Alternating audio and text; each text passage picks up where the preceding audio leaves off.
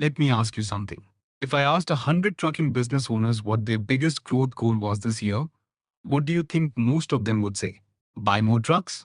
Add more customers? Expand into new regions? Reasonable answers? But after 2 decades in transportation operations and P&L management, I've learned something that surprises most people. Owning more trucks doesn't automatically make your business stronger. Here's a real comparison. Company A runs 25 trucks and each one works 27 days a month. Company B runs 60 trucks, but each one only works 18 days a month. Most people look at that and assume Company B is the bigger, stronger business. But often, Company A is the more profitable one because its assets are actually working. That's the idea behind fleet utilization. It's not about how many trucks are sitting in your yard. It's about how many of those days each truck is actually earning revenue.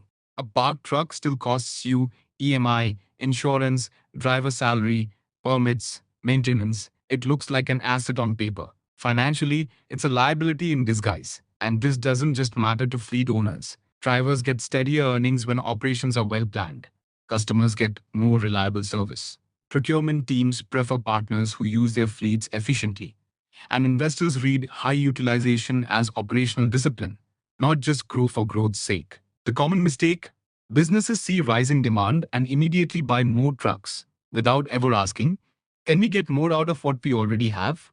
That single shift in thinking often changes everything: capital investment, maintenance costs, working capital, all of it. So here's what I'd do this week if I were you. Calculate the average revenue generating days per truck. Identify your bottom 20% of underperforming vehicles and figure out why. And before you invest in a new truck, ask whether better route planning or customer scheduling could unlock the capacity you already have. Because in trucking, the strongest businesses aren't biggest. They're the ones that get the most out of every truck they already own. Thanks for listening.